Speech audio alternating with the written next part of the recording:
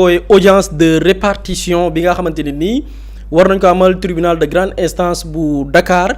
gannaaw plainte bi nga xamante ne nii ay avocat wu Mame Mbaye Niang def nañ ko jëmale ci le premier ministre actuel Ousmane Sonko gannaaw bi ñu ko daanee njëkk le 30 mars 2023 moom Ousmane Sonko condamné ko ay weeri kaso waaye tamit alamaan ko lu toll ci ñaari téeméer ci millions yamook 200 millions ñu dem cour d'appel ñu dëggal ko dolli ci yeneen 6 mois ñu dem cour suprême dëggal daan wi préserver li nga xamante nii wala boog maintenir 200 millions yi nga xam ne jàpp nañ ne Ousmane Sonko da ko war a fay Mame Mbaye Niang léegi nag tey lu waral plainte bi Mame Mbaye Niang dafa ni Ousmane Sonko dafa def lu ñuy woowee dissimulation frauduleuse de biens immobiliers maanaam dafa jël lenn ci alalam daal di koy làq wala boog organiser ko ngir bañ koo fay mu jàpp ni loolu moo tax mu yóbbu ko fa nga xamante nii mooy jàpp yoon ngir mu fay ko la nga xam ne mooy 200 millions yi mais li mat a préciser ci dossier bi ak ci plainte bi mooy Mame Mbaye Niang yemul rek ci topp Ousmane Sonko ci wàllum yoon waaye daf ci boole aussi njabootu Ousmane Sonko boole na ci ñaar ci ay soxnaam kenn ki di wuyoo ci turu Khady Kébé keneen ki di wuyoo ci turu Anna Diamanka Mame Mbaye Niang yemul tamit ci ñaari soxna Ousmane Sonko yi daf ci boole tamit ay doomam tudd na ci doomu Ousmane Sonko bu ñu naan Choybou Sonko tudd na ci doomu Sonko bu ñu naan Mohamed Abdoul Wahab Sonko tudd na ci yeneen doomu Sonko bu ñu naan Zakaria Mohsin Sonko tudd na ci beneen doomu Ousmane Sonko di Ibrahima Khalilullah Sonko tuddaat na ci biir plainte bi beneen doomu Sonko bu ñu naan Ahmad Moundat Sonko tuddaat na itam ci biir plainte bi beneen doomu Ousmane Sonko bu ñu naan Fatima John Sonko li tax nag mu jàpp ni daf leen di tudd mooy kër ga nga xamante ni jàpp na ni Ousmane Sonko daf ko làq ñooñu muy njabootu Ousmane Sonko yi lañ ko jagleel ñoom ñoo fa wéy di fa dëkk te dafa soxla kër googu noonu léegi nag yamul aussi sax ci doom yi ma lim ak soxna yu Ousmane Sonko yi waaye boole na ci tamit ki nga xam ni mooy le conservateur de la propriété foncière maanaam bànqaas bi nga xamante nii lépp lu jëm ci wàllu enregistrement wala kër ni ñu koy identifier ci ab zone dafa jàpp ni le conservateur bu Grand Dakar complice la parce que waru woon bàyyi Ousmane Sonko muy jël kër ga di ko muté ci turu njabootam moom tamit boole nañ ko ci yëf yi leneen aussi li ci bees mooy wax naa ni alamaan gi 200 millions la ñaari téeméer ci millions waaye bii yoon nag muy plainte bu bees bi Mame Mbaye Niang dafa ni Ousmane Sonko sax daf ko war a fay dommage et intérêt ay ndàmpaay yoo xamante ne nii xayma bi dafay toll ci 500 millions parce que jàpp na ni boobaak léegi porté na ko préjudice waaye tamit daf ko yàkkal pertul ko temps ca la nga xamante ni jël na lenn ci ay moomeelam làq ko ngir bañ koo fay ñaari téeméer ci millions kon léegi Mame Mbaye Niang jógee na ci 200 millions nee na léegi 500 millions lay laaj ci biir dossier bi nag plainte bi moom Mame Mbaye Niang boole na ci ay mbir maanaam lenn ci ay preuve yoo xam ne nee na daf ko boole ci dossier bi ngir mu mën a am benn valeur wala bokk lu mu mën a layalee li nga xamante ni mooy plainte ba mu def boole na ci le jugement numéro 176/2023 bu 30 mars 2023 mooy décision de justice bi nga xamante ni Ousmane Sonko bi mu njëkkee dem ci wàllum yoon en 2023 dañ ko daan ba ne war na fay Mame Mbaye Niang 200 millions boole na aussi ci plainte bi arrêt numéro 137 bu 8 mai 2023 arrêt boobu noonu mooy ndogal bi tukkee ci yoon ginnaaw bi ñu defee appel dem cour d'appel ndogal boobu tamit boole na ko ci dossier bi boole na ci aussi arrêt numéro arrêt bu 4 janvier 2024 mooy arrêt bi cour suprême génnee biñ ne weer a des ci élection présidentielle bi ndogal boobu nga xam ne moo tere woon Ousmane Sonko nekk candidat boole na ko ci dossier bi boole na ci aussi arrêt numéro 31 du 1er juillet 2025 mooy rabat d'arrêt bi Ousmane Sonko sàkk woon ci atum 2025 bi ñu génn décision ba ci tukkee ci cour suprême aussi boole na ko ci mais aussi boole na ci biir dossier bi benn état des droits réels maanaam këyit gi nga xamante ni nii boo demee ca service bay conserver lépp lu jëm ci wàllum suuf ci Sénégal boole na ci benn état de droit réel boo xamante ni mi ngi ñeel këru Ousmane Sonko bi nga xam ne nature bi bàyyi la mu bokk ci lot numéro R/17 boo xam ne nii terrain la wala boo kër goo xam ni ñu ngi ko tabax ci surface bu toll ci 264 mètres carrés nekk ca cité kër góor gi Mame Mbaye Niang yemul ci loolu daf ci boole aussi benn clé USB boo xam ni daf cee boole wala boog dugal ci li mu jàpp ne ay déclaration la yoo xam ne Ousmane Sonko def na ko waaye tamit ñenn ci ay avocat am maintenant nag dafay baax ñu def l'historique maanaam coow lii lépp naka la def ba teeree si fii lépp mi ngi tàmbalee ci une déclaration bi nga xam ne Ousmane Sonko defoon na ko bi muy nekk dans l'opposition ñu amaloon benn ndajeek taskatu xibaar yi ñoom ak waa Yewwi Askan Wi mu jibaloon ay kàddu tuumaal ki nga xam ne mooy Mame Mbaye Niang ne ab rapport bu Prodac daf ko tudd te rapport bi benn ci ay bànqaas moo ko def nañ ko teewlu dellu si waat ci plateau bi. mu weddi ne moom benn rapport épinglé ko waxul dëgg il a été épinglé par le rapport de l'IGE mun naa leen liiral passage yu bëri xam nga ñoom li ñu xamul ñun document yëpp la ñu am téye ko léegi naa saa yu ñu xëy dañ naan waa ji fan lay jële kan moo koy jox léegi weddeetuñu de waaye kan mooy tóob bi la mooy coow li rapport IGE bi li mu wax émission par le ministre de tutelle d'un ordre de service de démarrage antérieur à la notification et à l'enregistrement du contrat en raison du principe de la chronologie des actes de procédure. La notification de l'ordre de service de démarrage ne peut être envisagée qu'après celle du contrat auquel il se rapporte. Ce principe basique du droit de compte des contrats administratifs n'a pas été également observé dans le cas d'espèce. En effet, alors que le contrat n'a été notifié que le 25 juillet 2016 à l'entreprise Green 2000, le ministre Mame Mbaye Niang, assurant la tutelle du PRODAC, avait déjà émis 5 mois auparavant un ordre de service, numéro, etc., etc. Cet état de fait est d'autant plus déplorable qu'il résulte non pas d'une ignorance des textes, mais plutôt d'un souci de répondre aux exigences non contractuelles de monsieur Daniel Pinassi. kooku dem taxaw Assemblée nationale Sénégal yëpp di ko déglu mu ne moom rapport épinglé ko. donc plainte de Ousmane Sonko Mame Mbaye Niang ndorteel bi ci déclaration bi la tàmbalee gannaaw sortie bi la Mame Mbaye Niang décidé ni dafay topp Ousmane Sonko ci wàllum yoon parce que daf ko tuumaal loo xamante ni dafa jàpp ni teguwul mais il faut rappeler ce dossier là avant Ousmane Sonko sax di def déclaration bi coow li jib ay médias jot ko fi partagé ñu bari traité ko Mame Mbaye Niang defoon na fi ay sorti ne rapport boobu musul am c'est-à-dire que tey dans ce dossier là la première version de Mame Mbaye Niang moo nekkoon rapport musul am mi ngi ko amalee ci benn émission boo xamante nii demoon na ca ak lenn lam ca jibaloon ci kàddu nañ ko teelu dellu si waat. tungu ni du lan du teew ñu naatal gis nga li nga wax léegi IGF yow mës ngaa gis rapport waaw Fatick gis naa daal déedéet mës ngaa gis rapport mas naa gis rapport kon doy waroon nga ko jox sa naataango journaliste yi ñu condamné bërki démb tribunal boo bëggee ma wax organe ñu condamné leen 10 millions beneen organe ñu condamné ko 10 millions parce que rapport bii ngay wax dañ leen koo laaj dañ leen koo binduloo ci rapport bii ngay wax amul Mame Mbaye Niang ñoo ko teeloondoo la mu jeexalee ay kàddoom mooy rapport amul baamu ko loolu nag ngir am ci lu leer wala ndax rapport am nag amul rapport bi ñuy tudd bànqaas bi ko def mi ngi wuyu ci turu inspection générale des finances ñu gën koo xam ci dàkkantal bii di IGF bi ñuy def enquête boobu noonu dañu amoon kilifa maanaam tutelu IGF mooy ministère des finances te ki ko jiite woon jamono jooju mi ngi wuyu ci turu Amadou Ba gannaaw cette sortie de Mame Mbaye Niang Amadou Ba moom mu defaat na beneen sortie gannaaw gi di leeral la mu xam ci rapport boobu am na wala amul nañ ko teewlu dellu si waat. C'était sur un dossier PRODAC. Dossier bi, il y a eu des fuites, alors que moom moo demandé woon ñu contrôler. Maintenant am na ay fuites, la presse l'a exploité et j'ai été accusé à tort. mais rapport bi comme moo ko indi ci loxo presse bi. xawma fan la ñu jógee jékki-jékki naan Mame Mbaye Niang a détourné 29 milliards. xawma parce que à l'époque Mame Mbaye était sûr que sa loxo ngi ci biir. non attends. ñoo ko teelandoo Amadou Ba jamono gi ñuy def rapport bi moo nekkoon ministre bi nga xam ne moom la ñu dénk wàllum finance IGF di benn ci bànqaas bi nga xam ne moom moo leen yilif moo dëggal ni rapport am na liggéey nañ ko mu am ay fuite ñeneen ñi ci presse bi partagé ko traité ko d'ailleurs sax bokk na ci li doxoon digganteem ak Mame Mbaye Niang daf ko ci mere woon parce que dafa jàpp ni moom Amadou Ba moo fuiteloo li nga xam ne mooy rapport boobu lee mais moom ndayu bi liggéey muy Mame Mbaye Niang déglu ngeen sànq nee na rapport amul waaye gannaaw bi seen régime jeexee ba moom mu war a def passation de service jébbal lenge yi mi ngi doxoon digganteem ak Khady Diène Gaye ci passation de service boobile ba mu ca génnee moom mi ne woon rapport amul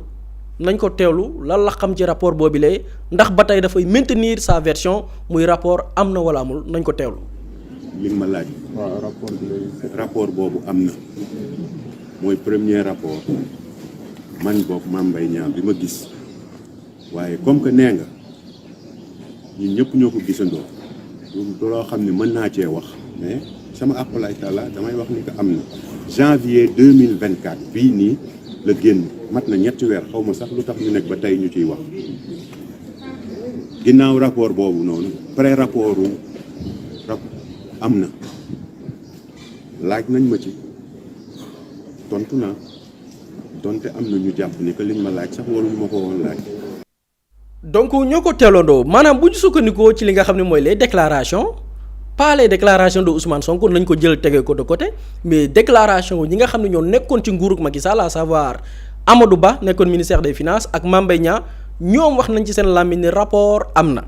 loolu c'est des déclarations léegi nañu ñëw ci le palpable maanaam des documents ou bien des preuves yi nga xam ne lu ñu mën a laal la rapport bi nga xamante ni Ousmane Sonko cité na ko maanaam li mu wax ci déclaration am ba ñu yóbbu ko ci cap yoon condamné ko en première instance appel ba ca cour suprême la mu jëbal ci kàddu ndax am na mi ngi ci rapport ou pas am na boo demee ci rapport IGF à la page 23 ma répété les mêmes propos yi Ousmane Sonko teniroon ba ñu yóbbu ko ci wàllum yoon condamné ko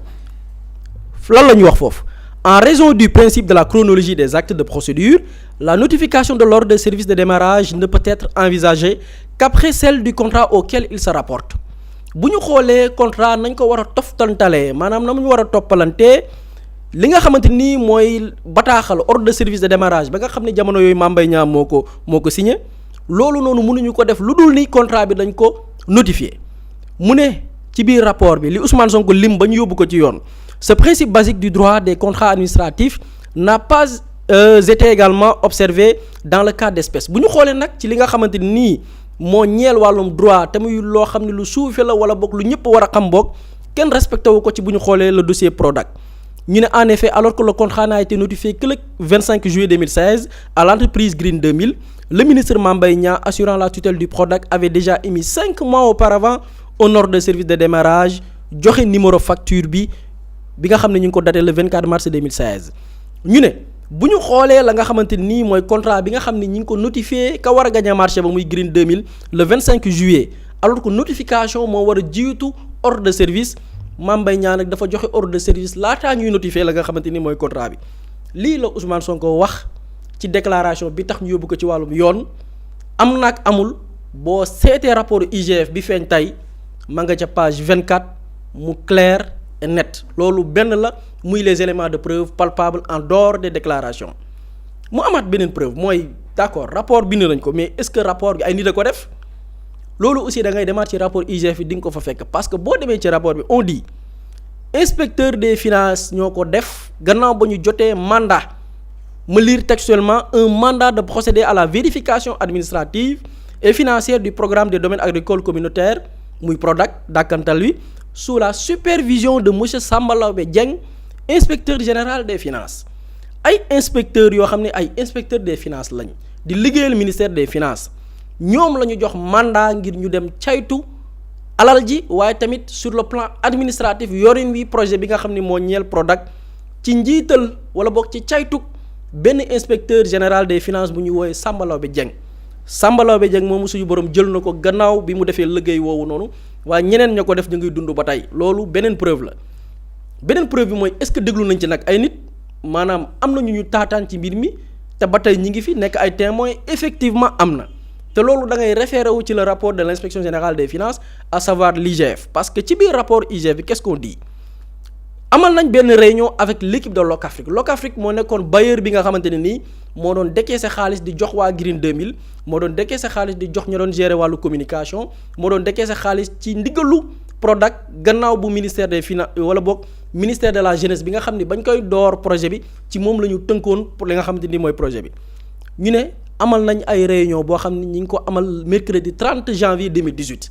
lii preuve la ndax am na ak amul kaka fekkee woon ma ngay dund mooy Xaadim Ba jamono jii caabi mi ngi ko féete ginnaaw seede la parce que ba ñuy def réunion bi fekkee na ko moom Xaadim Ba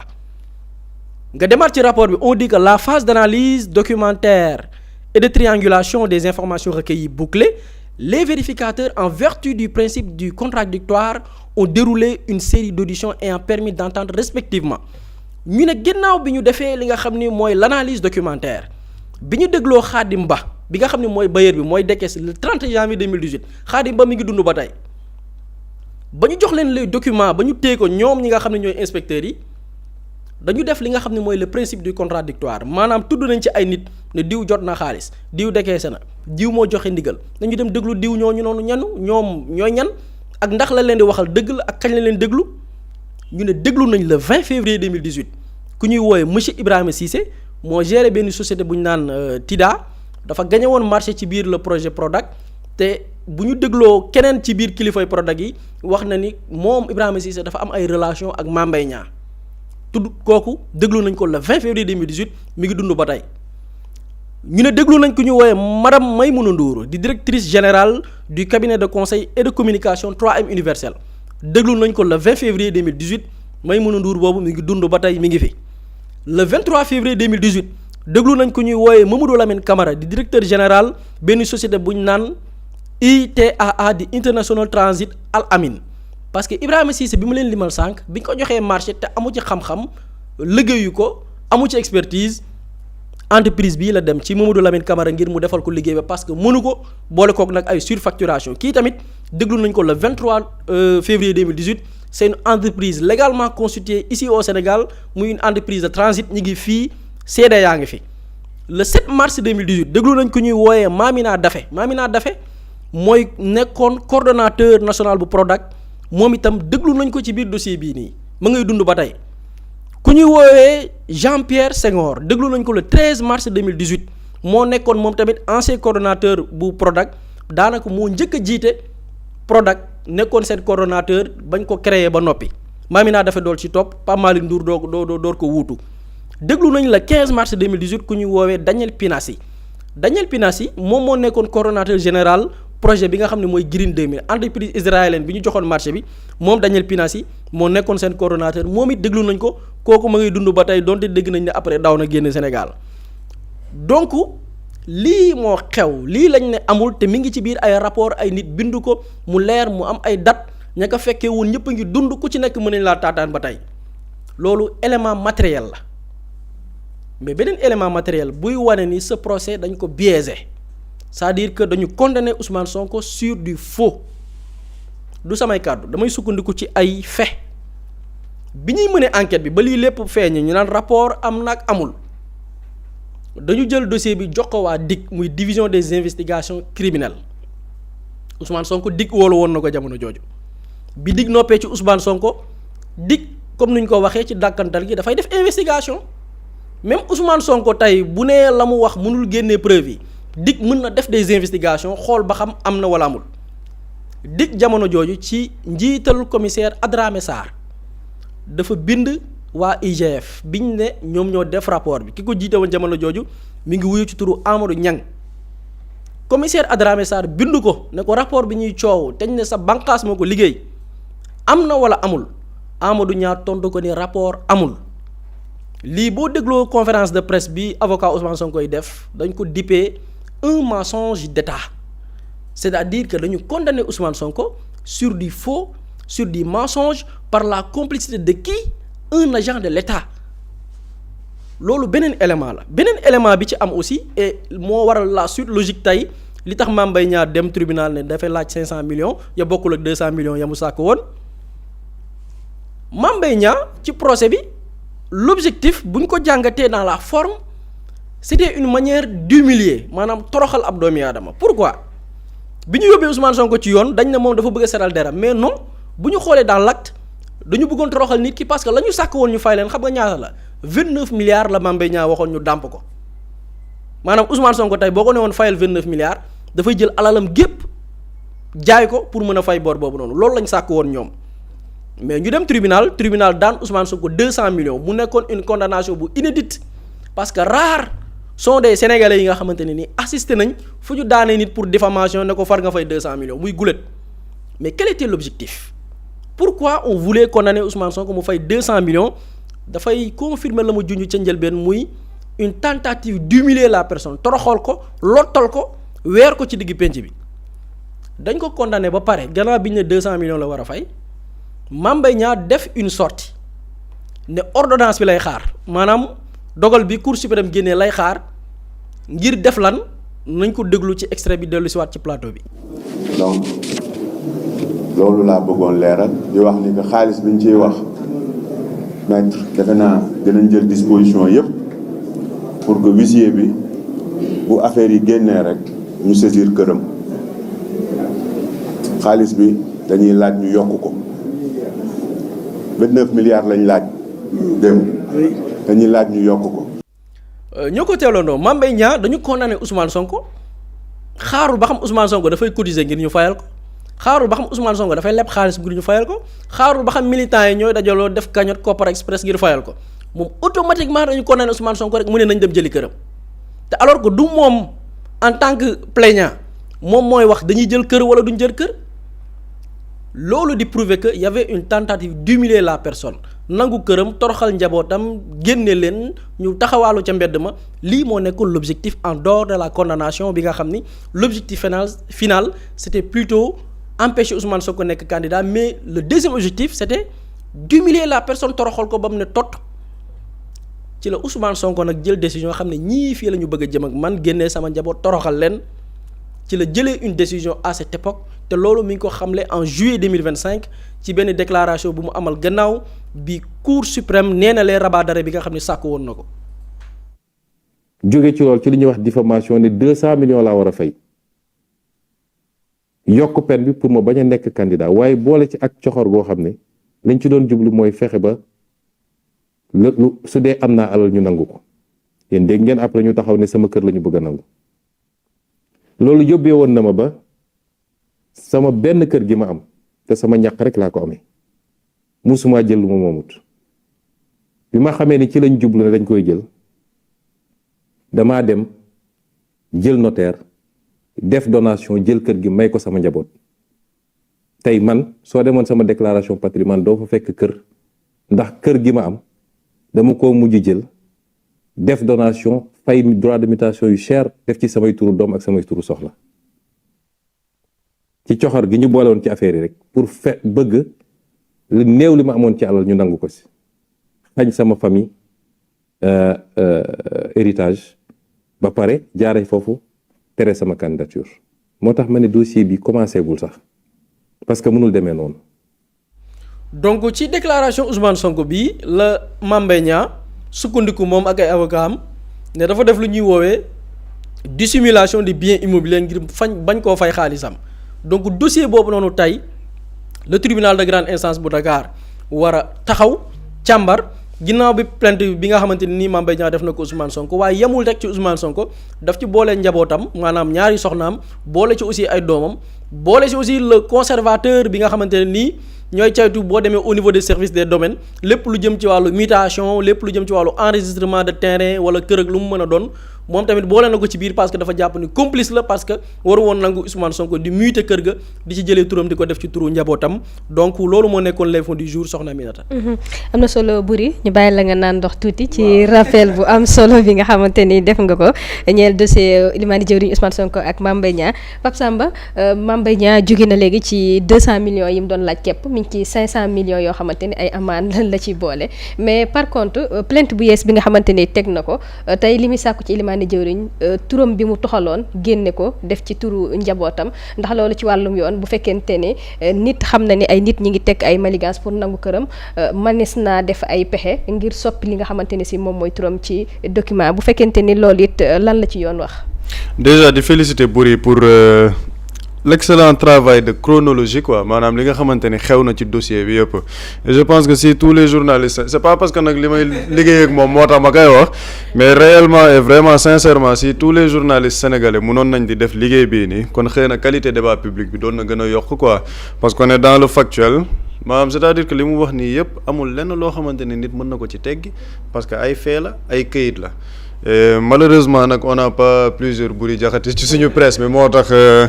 voilà qualité débat public bi mel ni mu mel moo tax heureusement que ñu am ko fii ci Xalaat TV pour nit ñi di gën a mën a xam li nga xamante ne mu ngi xew ci espace public ak sujet yi maintenant nag par rapport ak Mame Mbaye Niang man dama jàpp ni Mame Mbaye Niang xëy na dafa gis ni industrie cinéma bi dafa daanu wala am na lu fa xew mu ne moom xaaral ma ñëw indi benn pièce de théâtre bu may jouer xam nga joxe sama participation daal et c'est une pièce de théâtre de mauvais goût parce que il est important ñu delluwaat ci chronologie bu Boury wax coow li ñuy wax nii yëpp mu ngi ci rapport est-ce que am na wala amul loolu moo doon coow de base bi donc même la condamnation bi nga xamante ni moom moo indi Mame Mbaye Niang naan na ma Ousmane Sonko fay 200 millions condamnation bi ci lan la basé wu diffamation parce que da nga ne rapport am na te rapport amul léegi bu fekkee ne dañoo dox ba jëmmi jamono nit ki ne woon man dañ maa diffamé parce que dañ ma tuddal rapport boo xam ne amul ñu condamné ci Ousmane Sonko nit kooku génnaat moom ne rapport am na est-ce que cette condamnation boobu noonu nga xam ne moom la ñu daan Ousmane Sonko cette condamnation est-ce que juridiquement elle est légitime parce que bu fekkee ne dañuy dem ci wàllum yoon lenn la ñuy toppee nit mooy loo xamante ni c'est une condamnation basée sur des faits réels wala nga basé ko ci loo xamante ni tegu na ci yoon lu leer nañu lu nit mënut a lam-laame yow nga ne rapport amul ñu daan ci nit 200 millions nga doxaat ba jëmmi jamono ñu ne rapport am na ba pare dañoo weesu ñu ne rapport am na ce qui est intéressant dans la posture de Mame Mbaye Niang nañ seetaan Mame Mbaye Niang depuis ba mu jugee Sénégal ba léegi est-ce que dégg nañ Mame Mbaye Niang ne day toppaat Ousmane Sonko le timing il est très important ñu souligner ko. de 2024 à 2026 kenn déggul Mame Mbaye Niang ne damay topp Ousmane Sonko pour exécuter daan bi nga xamante ne daan nañ ko pour mu fay ma sama xaalis te jàpp naa ni koo xamante ne xam nga ni 200 millions buy nelaw mu ngi ci réew mi doo génn réew mi di dem ndax 200 millions li mu mën a faj bëri na trop Mame Mbaye Niang dafa génn dem kenn déggu ko ci dossier bi coowal rabat d'arrêt ñëw Mame Mbaye Niang ne teg leneen ak ñëw Mame Mbaye Niang ne teg lan moo tax Mame Mbaye Niang jugaat lan moo soppeeku ci diggante bi nit ñi war ko xool c'est parce qu'il y a introduction d'une demande de révision du procès Ousmane Sonko dafa delluwaat par le biais de ses avocats ne day demander à ce que ñu réviser procès bi parce que dafa am ay éléments yu nouveaux lan mooy éléments yu nouveaux yi mooy rapport bi ñu ne amul woon qui a été dissimulé au niveau de l'administration man en tant que premier ministre patron de l'administration maa ngi ak rapport bi mu bëgg ko jébbal justice ne léegi justice man da ngeen ma daanoon parce que da ngeen ne damaa wax ni rapport am na te rapport amul rapport baa ngi nii ma teg nañ tëggaat procès bi ñu gis ni li ma doon wax am na donc bu ñu delloo foofu xam nga audience de répartition c'est normal c'est-à-dire que dans le droit dañ naan audience de répartition day am bu fekkee ni daa am benn procès bu boole ñaari nit maanaam un créancier un débiteur ñu dem ci yoon ñu xool séddale xaalis boobu noonu nan lañ koy doxalee pour respecter les droits de toutes les parties Mame Mbaye Niang loolu la demandé ne waaw Ousmane Sonko en fait li muy reproché Ousmane Sonko mooy Ousmane Sonko dafa organiser son insolvabilité maanaam Ousmane Sonko dafa organiser wu de telle sorte que buñ ne ko fayal xaalis bi danaan kër gi ñu bëggoon nangu mu ne man de awma kër lu tax amoo kër parce que kër gi nekkul sama turu njaboot la nekk léegi Mame Mbaye Niang pour insister ci soxor bi nga xamante ne buri mu ngi koy wax Mame Mbaye Niang tëb na Ousmane Sonko dem na ci ay jabar Ousmane Sonko dem na ci ay doomi Ousmane Sonko ne 200 millions plus dommages et intérêts boo xamante ne léegi dañuy dem ci 500 millions et ñu nekk ci réew moo xamante ne man c'est ce qui fait mal quoi c'est-à-dire que quand Ousmane Sonko dit que le problème de la justice ñu am yu mel nii léegi les gens veulent qu'on ne parle pas de la justice ci loo xamante ne nee nañ rapport bi am na wala amul loolu moo doon base bi c'était la base du problème am na wala amul parce que Ousmane Sonko lan lañ ko daanee diffamation lañ ko daanee dañ ne ko yow da ngaa diffamer Mame Mbaye Niang ndax rapport bi nga wax amul ñu dox ba jëmmi jamono rapport bi am Mame Mbaye Niang am outrecuidance dellu si waat nan day porté waat plainte Ousmane Sonko parce que xaalis bi déjà fayoo ma ko te da nga organiser de telle sorte que mënoo maa fay xaalis bi donc sa njaboot sax ñoom dama leen di laaxaale ci mbir mi c'est-à-dire que kan la ñu yeb Sénégal et lii mooy métti xolu sénégalais yi bu ñuy gis dossiers yi nekk nii di am parce que un gars comme Mame Mbaye Niang gis nga li Ousmane Sonko doon wax y a des personnes qui doivent raser les murs c'est-à-dire que Mame Mbaye Niang dafa bokk ci ñoo xamante ni ils doivent raser les murs parce que Mame Mbaye Niang il a causé du tort aux Sénégalais yamul ci Ousmane Sonko bu ñu jàppee dossier bi Mame Mbaye Niang Ousmane Sonko Mame Mbaye Niang il a causé du tort aux Sénégalais parce que le rapport dont on parle mooy rapport Prodac bi mais c'est combien de milliards qui ont été volatilisés ñaata milliards yu ñu waroon a investir ci ay projets yu am importance la ci nit ñi dóor jàll ci leneen yow déjà waxuñ ci dóor bi nga ñëw naan ñu rapport amul dossier wu rapport amul boobu lan moo ko subab parce qu'on veut empêcher à Ousmane Sonko d'être candidat aux élections présidentielles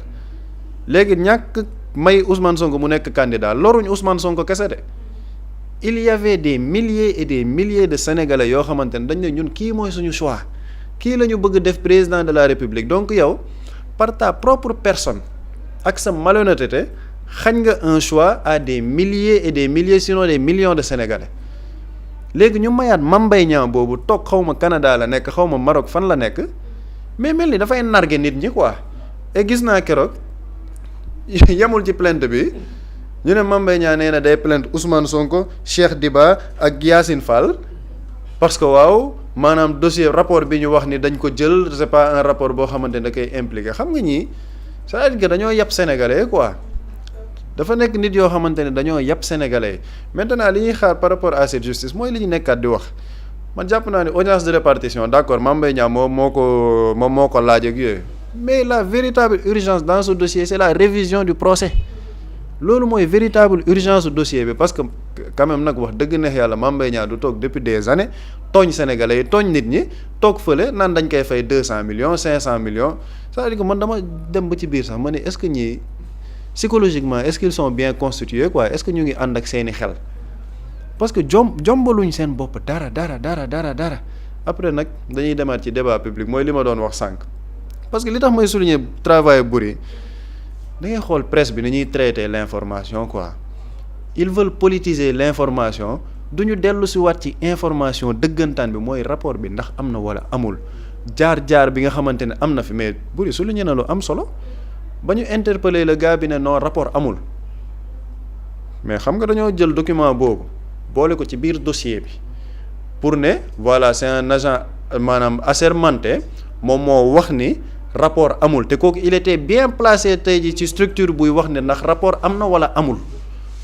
kooku c'était une personne ressource mais kooku bu ñëwee ne rapport amul c'est un élément à charge ci dossier bi donc dañ ciy sukkandiku pour ne kon koy rapport amul mais loolu en droit lan la faux et usage de faux la parce que yow da nga toog nga ni rapport amul te rapport am na léegi loolu noonu yëpp normalement bu ñu demee révision du procès mais cette personne là sax bi ne rapport amul sa responsabilité doit être incriminée parce que ci administration la nekk il a menti délibérément pour protéger une personne politique pour mën a jàllale une commande politique loolu moo xewoon ci réew mi maintenant nag dossier man wàllu Mame Mbaye Niang sax man moom na xool lu ko saf mu def ko quoi parce que c'est un gars boo xamante ne c'est que du ñoo xam ne da nga leen di jox cër mënoo leen respecter mënoo leen naw parce que ce sont des personnes yu jombalul seen bopp dara et ils sont dans une posture boo xam ne dañuy narguer sénégalais man nag mooy li ma yàgg wax fit bi Mame Mbaye Niang am ba naan day def lii nii c'est parce que dañ leen a bayal à presque 2 ans au pouvoir Mame Mbaye Niang warul woon sax am fitu naan moom mu ngi toogaat naan day porter plainte Ousmane Sonko parce que du question politique de mais dafa def lu ne fang nit ñi yëpp gis ko donc tey jii bu amee fitu ñëwaat naan da ciy wax et xëy na dinañ ci ñëw ci yeneen sujet par rapport à la classe politique c'est parce que dañ leen a seetaan dañ leen a may et li leen ko may mooy une volonté politique par rapport aux réformes judiciaires yi ñu war a def ak la justice bi nga xamante ne ba léegi mu ngi doon doxee ni mu doon doxee te loolu moo tax Ousmane Sonko di ko ci kaas et c'est ce genre de dossier moom mooy wane li tax nit ñi di kaas par rapport à cette justice parce que bu ñu toogee ba 2026 ñu naan Mame Mbaye Niang day porter plainte Ousmane Sonko bay laaj 500 millions di tudd njabootam c'est que le Sénégal marche à l'envers quoi. ci biir